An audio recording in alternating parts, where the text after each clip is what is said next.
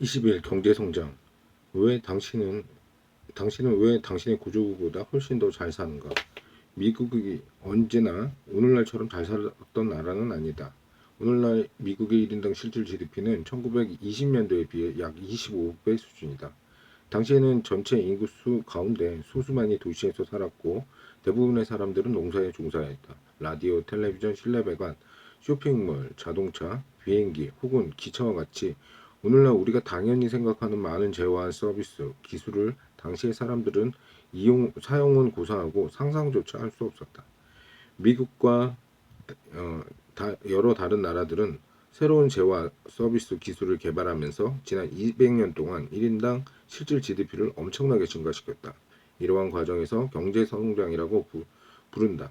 이 장에서 다루는 핵심적인 질문은 미국과 여러 다른 나라들은 지난 두 세기에 걸쳐 어떻게 그리고 왜 이처럼 현저한 경제 성장을 달성한가 하는 것이다. 2장의 개요 1.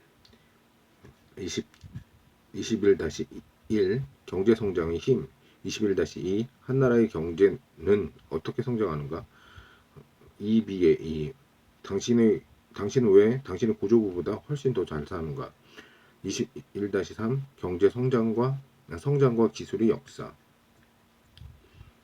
핵심 개념 경제 성장은 장기간에 걸쳐 1인당 실질 GDP가 얼마나 증가하는가를 측정한다.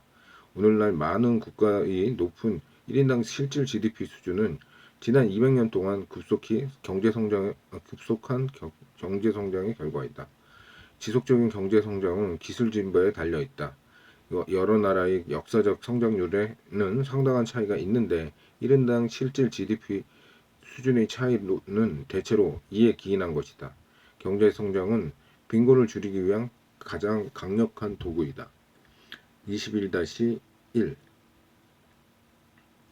경제 성장의 힘 제20장에서 총소득이 어떻게 결정되는지를 보았다. 이제 이런 아이디어들은 이용하여 왜 여러 나라들이 지난 200년 동안 훨씬 더 부유해졌는지 이해할 수 있는 일을 시작할 수 있고 이를 통해 앞장에서 소개한 국가 간의 소득 격차를 이해하는 새로운 시각을 얻을 수 있다. 2장 전체에 걸쳐 실질 GDP에 대해서 이야기한다. 19장에서 논의한 것처럼 이는 한 경제가 생산한 가치를 표현하기 위해 특정한 기준 연도 2장에서는 보통 2011년도의 물가를 사용하여 GDP를 측정하는 것이다. 미국의 경제 성장의 객관 도표 21-1은 지난 200년에 걸쳐 미국이 1인당 실질 GDP의 추세를 보여준다. 20장에서는 서로 다른 국가의 소득을 의미 있게 비교하기 위하여 소득을 일정한 상품의 꾸러미의 비용으로 확산하여 조정하였다. 19장에서는 서로 다른 시기의 소득을 의미 있게 비교할 수 있도록 해주는 실질 GDP를 구하기 위해 어떻게 인플레이션을 감안하여 조정하는지 살펴보았다. 이러한 작업도 기준연도의 화폐, 가치, 즉 불변의 가격에 따라 실질 GDP나 소득을 조정해 주는 것임을 상기하자. 이 장에서는 마찬가지 방식으로 조정한 소득을 사용한다. 도표 21-1은 2011년 불변의 가격으로 나타난 미국의 1인당 실질 GDP 수준으로 보여주므로 예를 들어 1967년 소득이 2011년 가격으로 환산하면 얼마나 해당할지 나타낸다.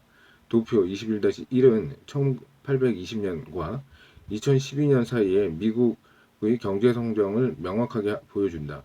경제 성장 혹은 성장은 한 경제의 1인당 실질 GDP를 증가를 일컫는다. 비록 증가가 전적으로 일관되지 않고 경기 변동에 따라 들쑥날쑥 움직임들을 있기는 하지만 이 그래프는 지난 200년 동안 미국의 경제의 1인당 실질 GDP의 뚜렷한 증가, 즉 경제 성장을 보여준다. 들쑥날쑥한 움직임들 가운데 두드러지는 하나가 1929년에 시작되어 미국 1인당 실질 GDP의 대표적인 수축을 기록한 대공황이다. 대공황의 중요성이나 수백만 명의 인생에 끼친 충격에도 불구하고 대공황은 일시적인 사건이며 그 전이든 후이든 지속적이고 일관된 1인당 GDP 성장이 미국 경제를 특징짓는다. 이 장에서 이 같은 장기적인 움직임에 초점을 맞추고 뒤에 여러 장에서 대공황과 같은 경기 변동의 주제를 다시 살펴볼 것이다. 도표의 21-1에 그려진 계속된 경제 성장의 결과 오늘날 미국 1인당 실질 GDP와 생활 수준은 1980년대에 비해 훨씬 더 높은 수준이다. 예를 들어 1인당 실질 GDP는 1820년에 2,806달러였던 것이 1950년대에는 14,655달러, 2012년도엔 5752달러로 증가했다. 모두 2011년도 불변가격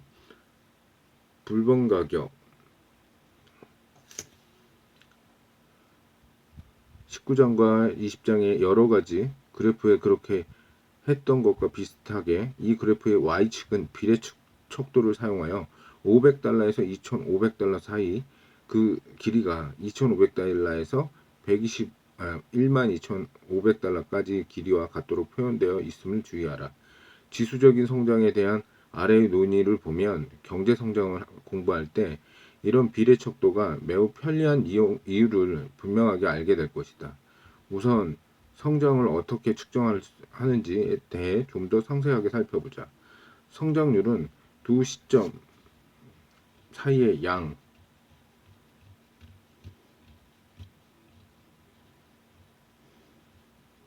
두 시점 사이의 양,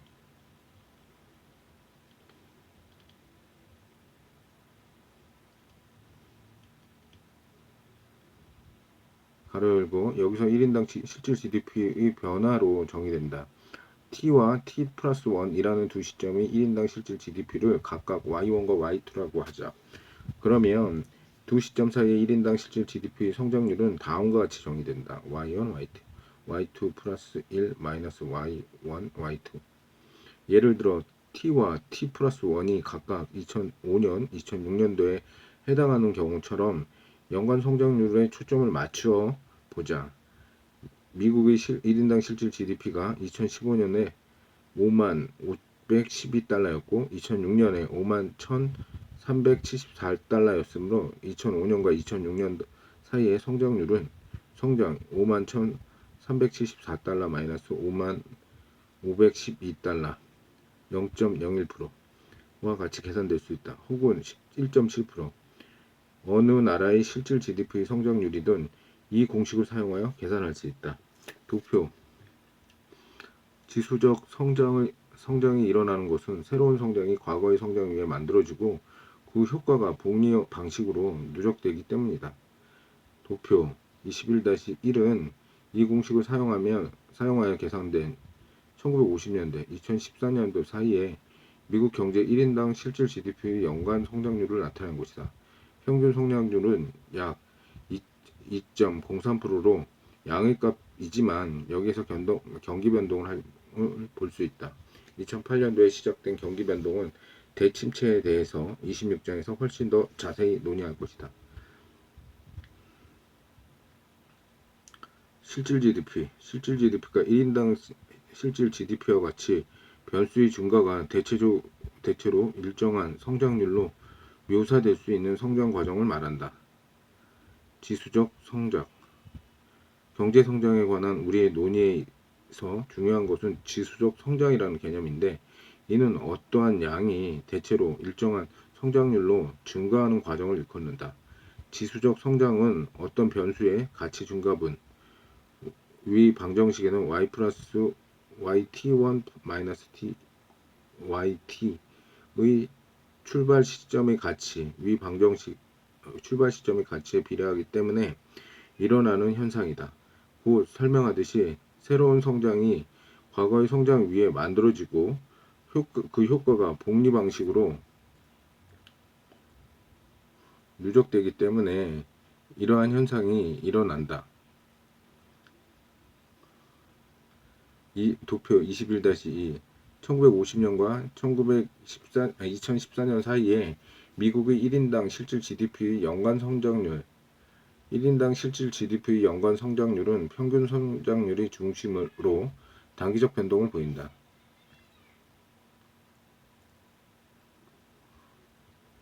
이는 곧 경제 성장률의 차이가 비교적 크지 않더라도 여러 해에 걸쳐 성장이 이루어진 후 양적인 수준의 차이가 매우 커진다는 것을 뜻한다. 경제 성장의 지수적 성격은 제20장에서 본 것처럼 국가 간 1인당 실질 GDP가 그토록 큰 차이가 존재하는 대표적인 이유 가운데 하나이다. 지수적 성장과 그 함의를 이해하기 위해서 변수 yt가 2000년에 1의 값을 갖고 매년 5%의 일정한 성장률을 증가하는 간단한 사례를 생각해보자. 2015년에는 이 변수를 어떻게 될 것인가? 얼핏 생각해보면 출발값 1년치의 증가분이 0.05%, 0.05를 15번, 2000년에서 2015년도까지 매년씩 더해주면 될 것 같다. 15 곱하기 0.05, 0.75이므로 1.75의 값이 된다. 하지만 복리 방식의 누적의 힘이라는 요인을 고려하지 않았기 때문에 이러한 식의 계산은 성장이 어떻게 일어나는지에 대한 정확한 묘사가 아니다. 2001년부터 한 해씩 따져보면 성장률이 5%이므로 Y 2001년은 1.05 그렇다면 2002년도에는 어떻게 될 것인가? 여기서 핵심은 2001년과 2002년 사이에 추가적으로 성장하는 5%는 1이 아니라 1.05에서 시작한다는 사실이다. 따라서 y는 2002년 1.05 곱하기 1.05 1.1025가 된다. 마찬가지로 2003년에는 1.1025 곱하기 1.05 1.1576이며 되며 이런 식으로 계산을 하면 2015년도에는 2.0789가 된다. 이 숫자가 대략 추측된 값은 1.75보다 더 큰 이유는 지수적 성장의 근본적인 원인이 복리 방식의 누적 때문이다. 지수적 성장이 일어나는 이유는 현재 성장이 과거의 성장 위에서 만들어졌기 때문이다. 예를 들어 2003년을 구할 때 2002년의 수준에서 1.1025에서 출발하여 5% 성장하면 1.1025 곱하기 1.05는 1.1576을 얻게 된다. 이는 두 가지 기간 모두 5%의 성장을 했더라도 2002년도부터 2003년도까지 증가분 1.1576 마이너스 1.1025는 0.0551이 2000년도부터 2001년도까지 증가분 0.05보다 더 크다는 것을 의미한다.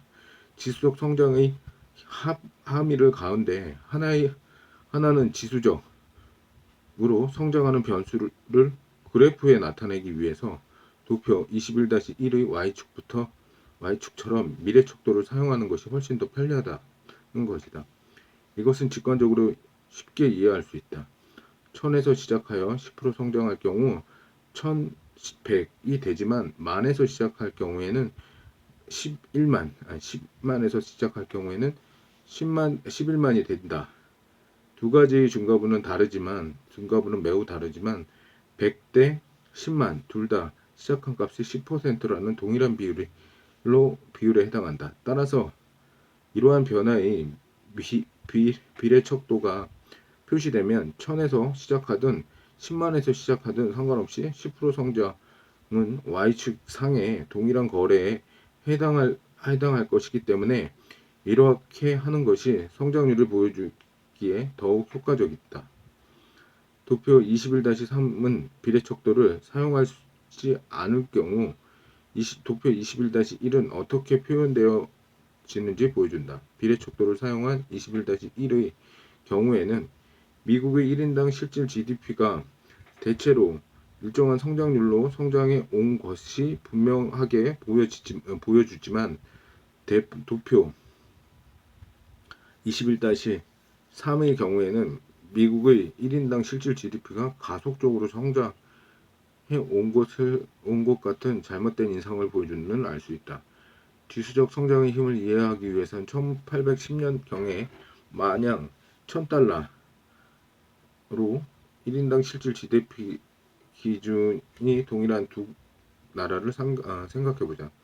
더욱이 두 나라가 모두 지수적 성장을 하는데 1인당 실질 GDP가 한 나라의 2%는 다른 나라의 1%를 성장한다고 가정하자. 얼핏 생각하면 이 차이는 작아 보인다.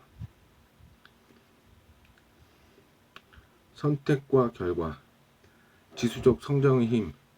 여러분들에게 다음과 같은 두 가지 선택 대안이 있다고 하자. 하나는 급여가 월 1000달러에서 시작하여 매월 6%씩 증가하는 일자리이고, 다른 하나는 2000달러에서 시작하여 급여가 인상이 없는 일자리이다. 당신은 둘 가운데 어느 일자리를 더 선호한가?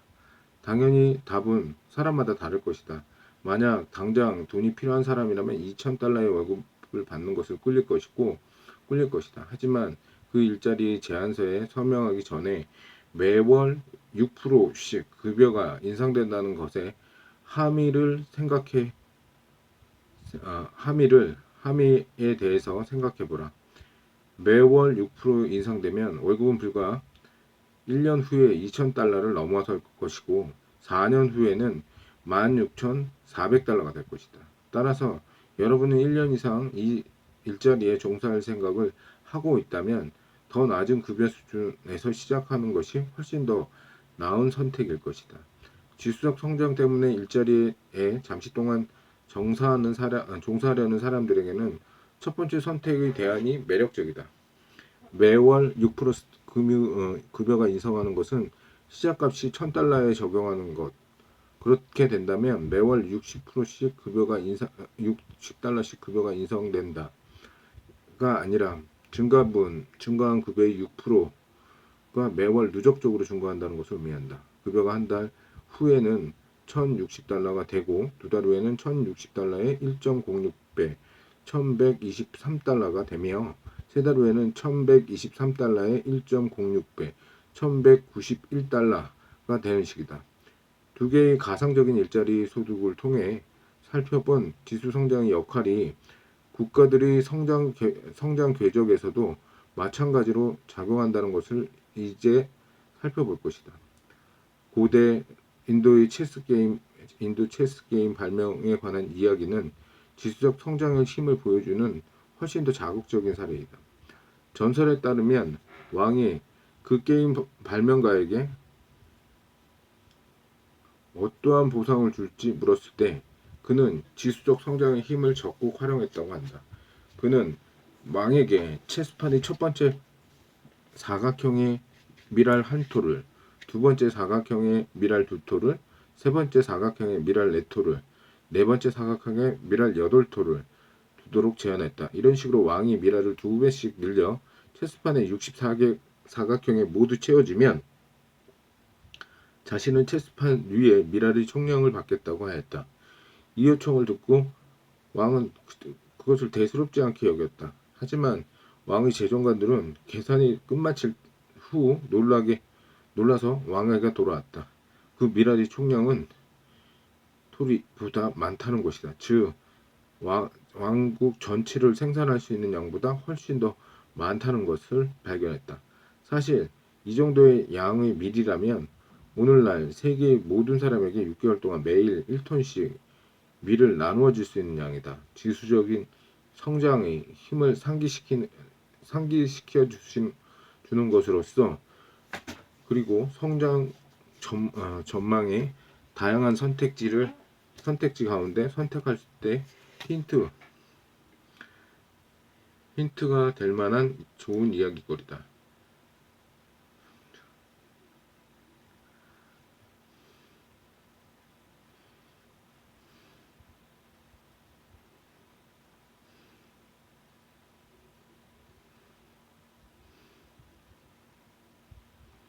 성장률 비교.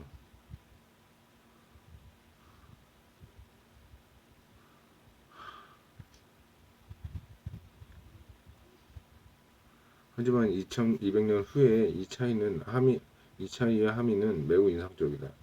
1년에 1%씩 성장하는 나라는 2010년도에 약 7,316달러의 1인당 실질 GDP를 가질 것인데 비해 동일한 기간 동안 매년 2%씩 성장하는 나라의 2010년도 1인당 GDP는 52,485달러일 것이다.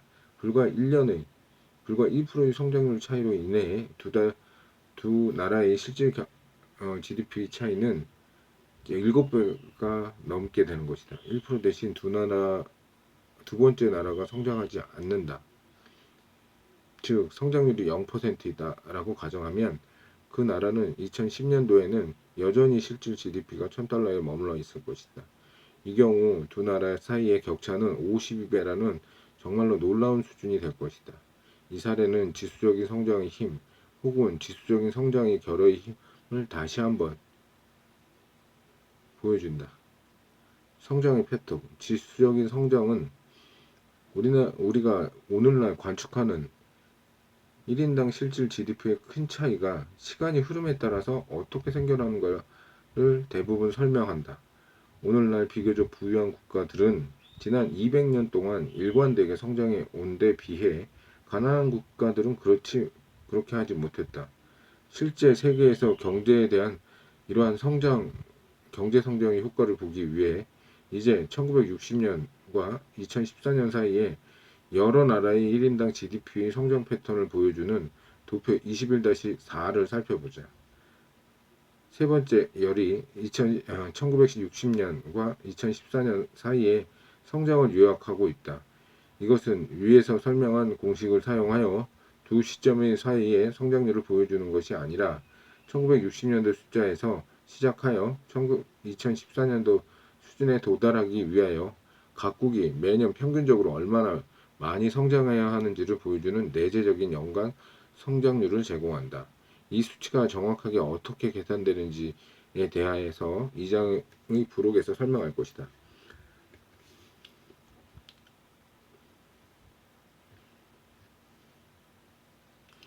여러 나라의 1인당 GDP와 성장, 구매력 평가성 조정 2011년 불변 가격 2014년 1인당 GDP는 1960년대 1인당 GDP와 두 점 사이의 1인당 GDP의 연평균 성장률이 의해 결정된다.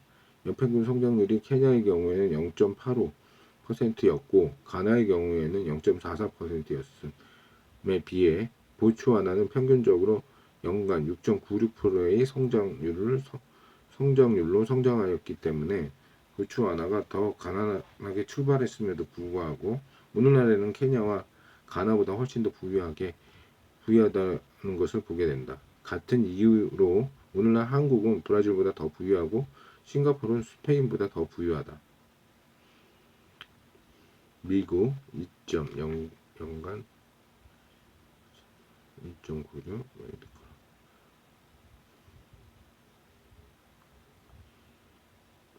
6.49 중국 4.59 6. 보츠와나 이러한 비교는 무엇을 말해주는가? 우선 미국, 영국, 프랑스에서 구매력 평가 조정 1인당 GDP가 상당히 뚜렷하게 증가했음을 알 수 있다. 이는 마지막 열의 성장률에 대해서도 확인할 수 있다. 예를 들어 미국과 영국 두 나라 모두 1960년대부터 2014년도까지 약 2%의 연평균 성장률을 보여준다. 다음으로 싱가포르, 스페인, 한국, 보츠와나, 중국은 훨씬 더 적은 PPT, 구매력 평가선의 조정 1인당 GDP의 증가와 더불어 더 높은 경쟁 성장률을 경험했음을 알 수 있다. 1960년대 이 다섯 나라는 모두 미국보다 상당히 많이 가난했지만 2014년에는 미국과 격차를 일부 혹은 또는 대부분 좁혔다. 이 같은 성공은 이 나라들이 더욱 높은 성장률에 반영되어 있다. 예를 들어 이 기간 보츠와나와 한국, 싱가포르의 PPT 조정 1인당 GDP 연평균 성장률은 5%를 넘었고 중국의 경우에는 4.51%이다. 더 많은 부유한 국가들과의 격차를 좁히지 못했지만 매우 제한적인 정도로 좁혔던 나라도 있음을 알 수 있다. 성장률이 미국과 비슷하거나 단지 조금 더 높은 멕시코, 브라질, 인도 등이 이러한 나라에 포함되어 있다.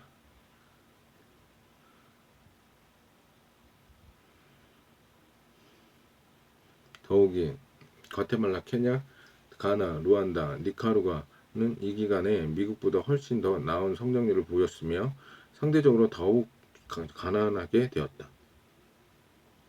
사실 이 도표 자료에 케냐 PPT의 조정의 1인당 GDP는 거의 50년 동안 정체되어 있었고 니카루가의 PPT 조정 1인당 GDP는 매년 0.01%씩 그리고 콩고 민주공화국의 PPT 조정 1인당 GDP는 매년 1.27%씩 감소했음을 볼 수 있다. 그 결과 두 나라는 1960년대보다 2014년도에 더 가난했다. 이 두 나라의 PPT 조정 1인당 GDP는 미국에 비해 어떻게 변했는가? 도표 21.5는 도표 21.4에서 몇 나라를 골라 각국의 1인당 GDP를 미국의 1인당 GDP로 나눈 값을 그려서 이를 살펴볼 것이다. 전반적인 패턴은 21.4에 나타난 것과 일치하지만 이 기간의 이 나라의 성장은 몇 가지 흥미로운 사실을 보여준다. 예를 들어 영국의 PPT 조정 1인당 GDP는 1950년대 이후 미국의 PPP 조정 1인당 GDP의 약 70에서 80% 수준에 머물러왔다. 스페인과 한국은 시작 시점에 매우 다른 소득 수준에 불과했지만 두 나라 모두 초기에 급속한 성장의 질주를 보였다. 두 나라 모두 상대적인 하락 시기도 있었지만 1980년대에 두 나라는 미국과의 격차를 많이 좁혔다. 브라질도 1950년대, 1960년대에 비교적 빠른 성장률을 경험했으며 미국과의 격차를 조금 좁혔다. 그러나 1980년대에 이런 과정이 다시 역전이 되어 2010년도 브라질 PPT 조정 1인당 GDP는 미국의 1인당 GDP 20% 수준이었고 1950년대에 시작할 때보다 그다지 높지 않은 수준이었다. 끝으로 마오쩌둥이 공산당 독재 시기 동안 미국과 중국 사이에 엄청난 격차가 있었지만 1970년도 76년 마오쩌둥 사망과 1978년도 중국 경제 개방 이후 이 격차는 빠르게 좁히기 시작하였다. 지난 50년 동안 성장 패턴은 더욱 완전하게 묘사하기 위하여 1960년도와 2014년도의 데이터를 구할 수 있는 모든 국가의 경제 성장률을 그래프로 나타낸 것이 도표 21.7이다.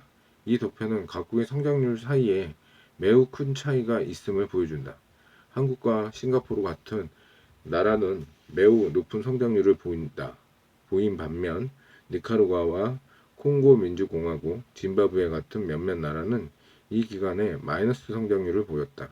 역사적 데이터를 사용하면 1960년보다 훨씬 더 과거로 돌아가 국가 간의 성장을 비교할 수 있다.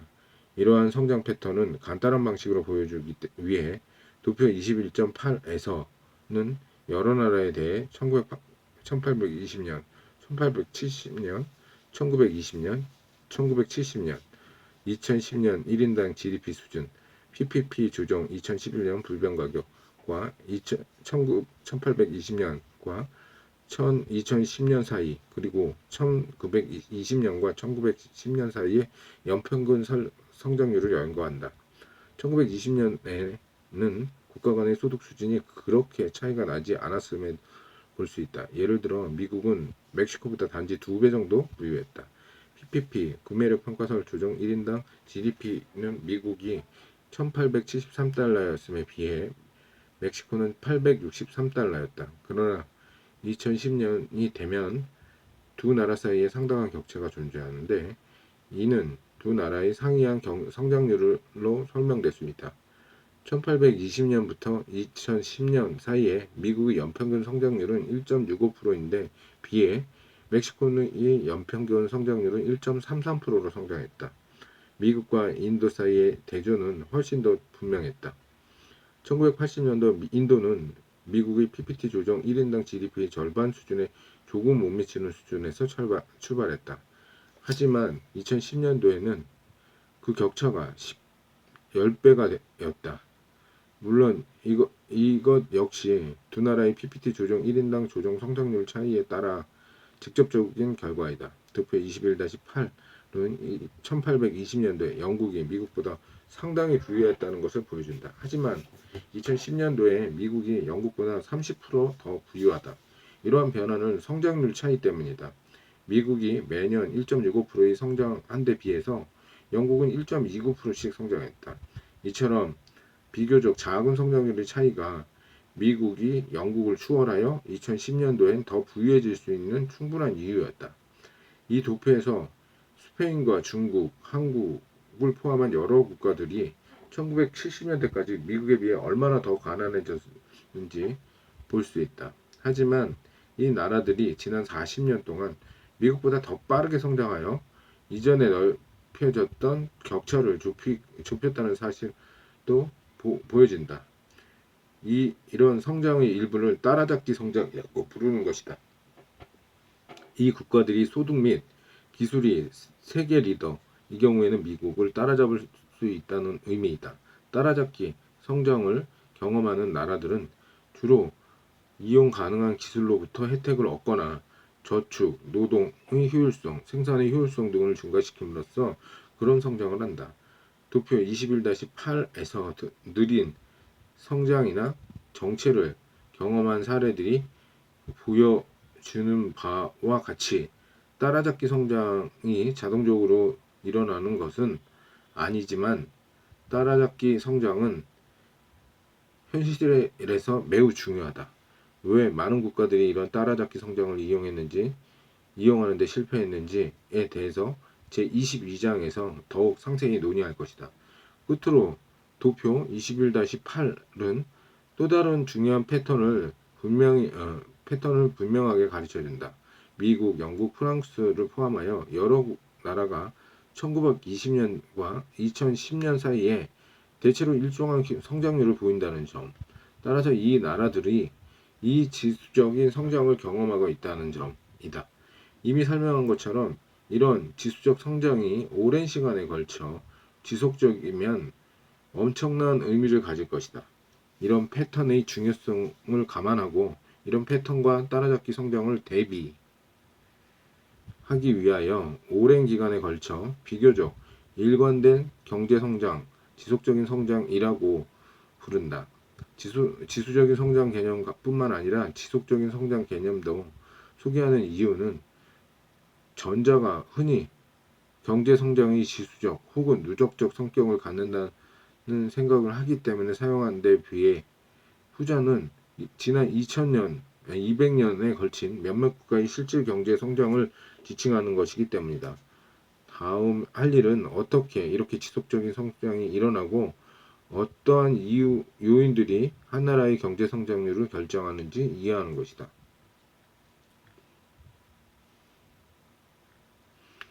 지속적인 성장은 1인당 실질 GDP가 장기간 비교적 일관되게 플러스의 성장률로 증가하는 과정이다. 1인당 실질 GDP가 장기간 비교적 일관되게 플러스의 양의 관계로 증가하는 과정을 말한다. 자료가 말하는 것. 수준 대 성장. 현재 중국은 1980년대 미국에 비해 더 가난한가? 도표 21-5에서 지난 30년 동안 중국의 구매력 평가 조정 1인당 GDP가 얼마나 증가하고 하였고 미국의 1인당 GDP와 격차가 얼마나 좁혀왔는지 보았다. 이제 1960년대 이후에 중국과 미국의 PPT 조정 1인당 GDP 도표를 다 나타낸 21-6을 살펴보자. 이 그림은 미국과 중국 사이의 격차가 넓어지고 있고 중국이 상대적으로 더 가난해진다는 인상을 보여준다. 하지만 그렇지 않다.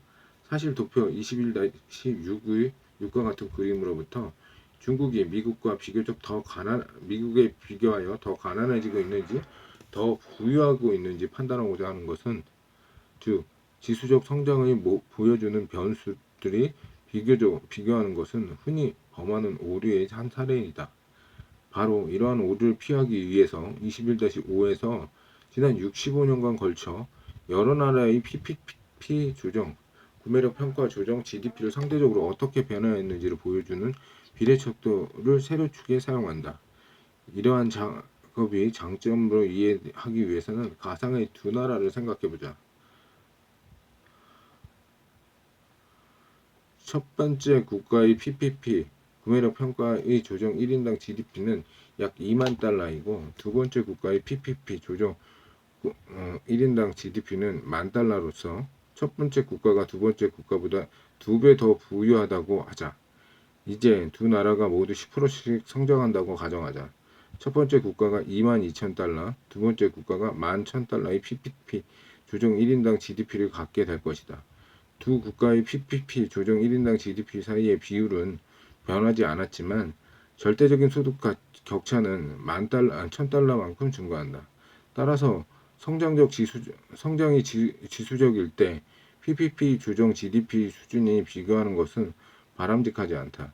지수적 성장이 존재하는 상황에서 상대적 GDP가 안정적으로 유지되면 절대적인 격차가 증가할 것이다. 이러한 이유로 비율을 살펴보는 것이 도표 21-5에서 해야 할 올바른 방식이다. GDP가 투자처럼 지수적인 성장을 보이는 변수들을 나타낼 때 비율이 아니라 수준을 비교하는 것이 자주 반복되는 오류이다. 비율이 아니라 수준을 비교하는 것은 자주 반복되는 오류이다.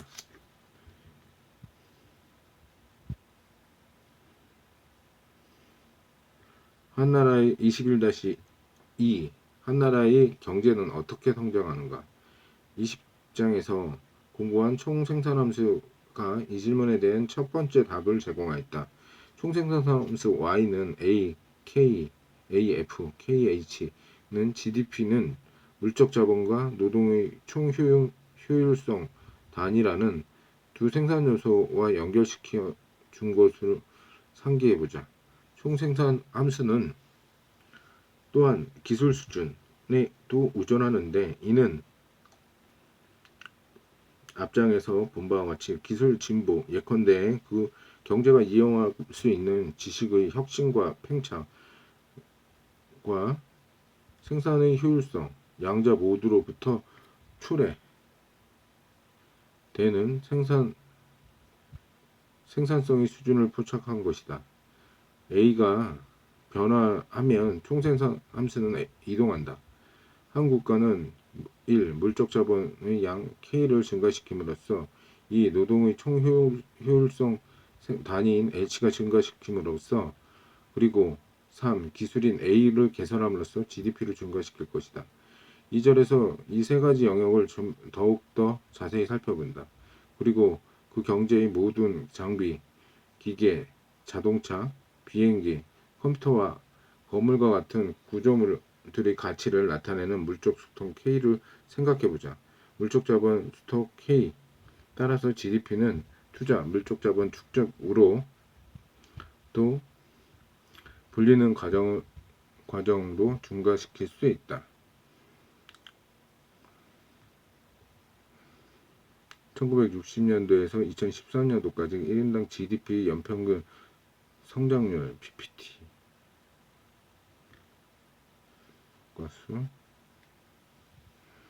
소수 국가들은 보츠와나, 싱가포르, 한국은 연평균 성장률이 5%가 넘는 속도로 빠르게 성장하였다. 한편 짐바브웨나 콩고 민주공화국, 니카라과와 같은 나라는 1960년대 이래 마이너스 성장률을 보여왔다.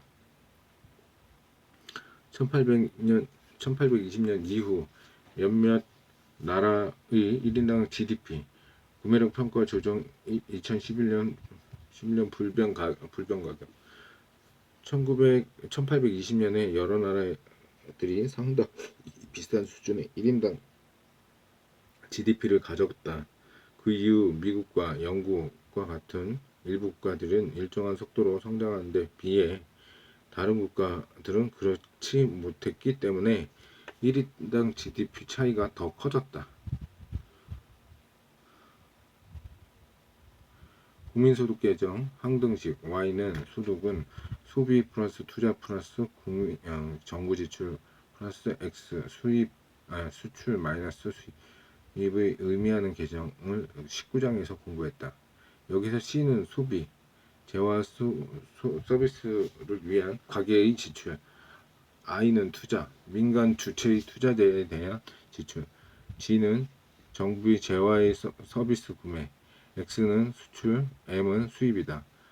만약 수출과 수입이 없는 폐쇄 경제를 가정하고 정부를 무시한다면 정부, 수출, 수입은 0이 될 것이다. 그렇게 되면 국민소득 계정은 다음과 같을 것이다. Y는 이꼬르 소비 플러스 투자. 다시 말해 GDP는 총소비와 총투자의 합과 같다. 이것은 또한 투자가 총저축으로부터 직접적으로 비롯됐다는 것을 의미한다. 왜냐하면 정부 지출에는 정부 지출이 없는 폐쇄 경제에서 모든 소득이 소비되거나 혹은 저축될 것이다. 저축될 것이므로 GDP는 총소비와 총저축의 합과 같기 때문이다. 따라서 아래와 같이 나타낼 수 있다. 투자는 저축. 달리 해석하면 이러한 관계는 가계에서 저축하기로 결정한 모든 자원이 투자에 의해서 이를 사용할 기업에게, 예를 들어 가계에서 예금한 돈이 기업에게 투자를 위해 대출하는 은행에 의해서 배분될 것임을 의미한다. 결과적으로 높은 저축률을 갖는 국가는 물적 자본을 빠르게 축적할 것이다. 즉 물적 자본 스탁을 빠르게 증가시킬 것이고 총생산 함수에 의해 GDP를 증가시킬 것이다. 따라서 한 국가가 물적 자본 스탁을 증가시킬 것인지 그리고 어떻게 증가시킬 것인지 판단하기 위해 가계의 저축의 의사결정을 이해할 필요가 있다.